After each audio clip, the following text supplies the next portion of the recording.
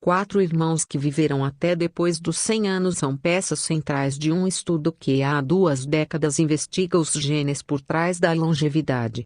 Nenhum dos irmãos Kahn, que nasceram em Nova York na década de 1910, se importava em ter hábitos muito saudáveis. Mesmo assim, eles viveram até os 102, 107, 109 e 110 anos. A irmã mais velha, Ellen, fumou por mais de 90 anos. Ela dizia que o segredo de sua vida longa era exatamente ela ter fumado tanto, contou à BBC Brasil Nir Barzilai, diretor do Instituto para a Pesquisa do Envelhecimento na Faculdade de Medicina Albert Einstein, em Nova York. Barzilai coordena desde 1998 o projeto dos genes da longevidade, que investiga o material genético e o histórico médico de 670 idosos e seus filhos. Fazem parte do estudo judeus asquenazes, provenientes da Europa Central e do Leste, que têm um material genético historicamente mais homogêneo, ideal para a pesquisa.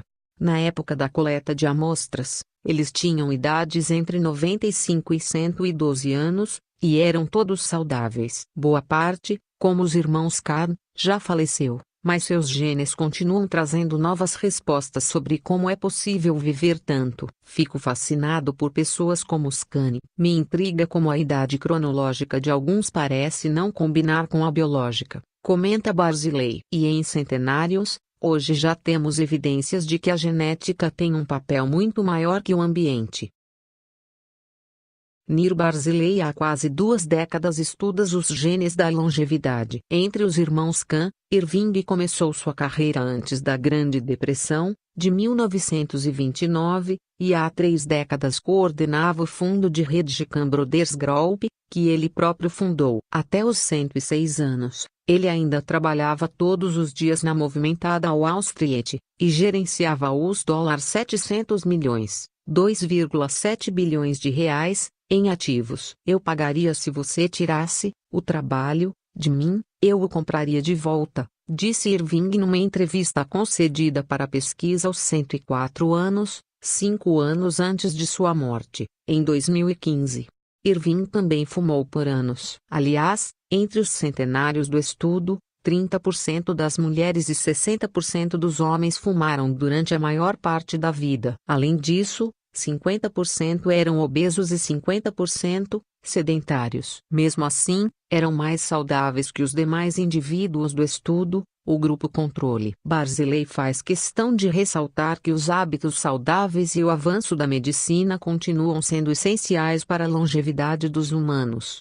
A população mundial de centenários vem, inclusive, crescendo com o passar dos anos, de 2,9 centenários em cada 10 mil adultos em 1990 para 7,4 em 10 mil, em 2015, segundo a ONU.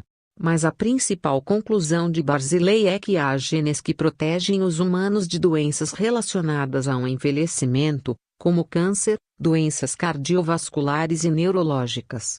O bom colesterol. No caso dos irmãos Kahn, e de outros indivíduos pesquisados, as análises encontraram mutações em 2 genes, CETP e APOC3, que elevam os níveis de HDL, o bom colesterol. Enquanto os níveis normais de HDL da população ficam entre 40 a 50 mg, DL para homens, e 50 a 59 mg, DL, para mulheres, os indivíduos da pesquisa tinham em média 147 mg, DL.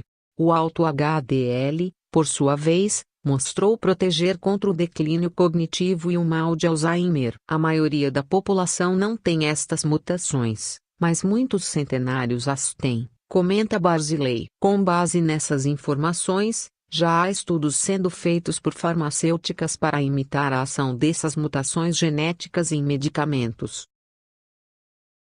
Irmãos Kahn nasceram nos anos 1910 em Nova York. O hormônio do crescimento. Uma nova pesquisa do grupo americano tem inspiração na natureza. Cães pequenos vivem mais que os maiores, e pôneis vivem mais que cavalos normais.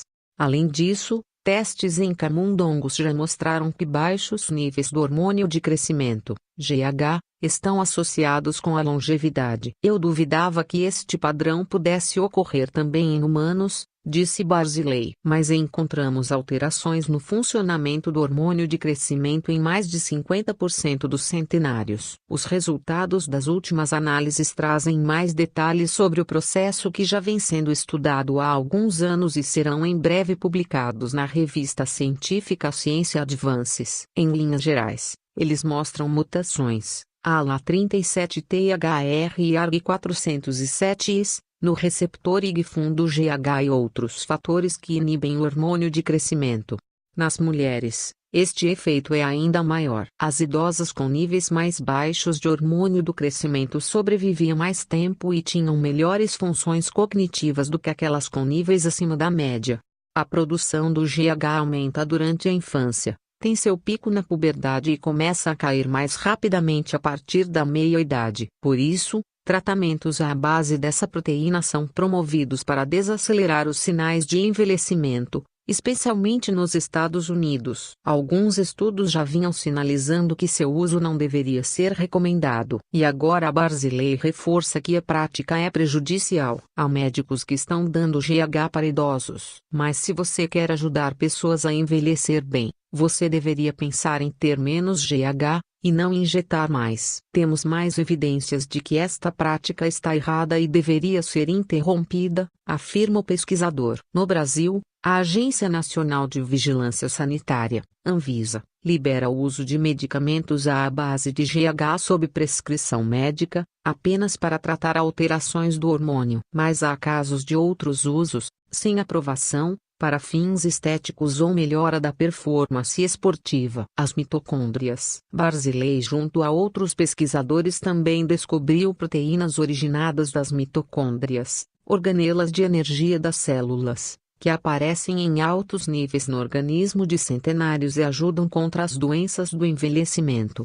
O objetivo de Barzilai é aplicar as descobertas sobre os genes da longevidade em tratamentos futuros para fazer com que aqueles que não têm essas mutações envelheçam com mais saúde.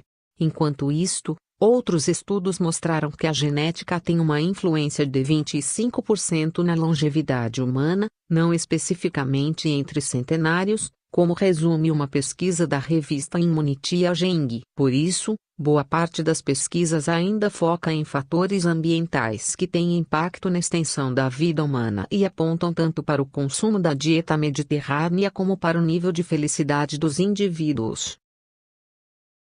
Se gostou do vídeo, deixe seu like e comentário, inscreva-se no canal.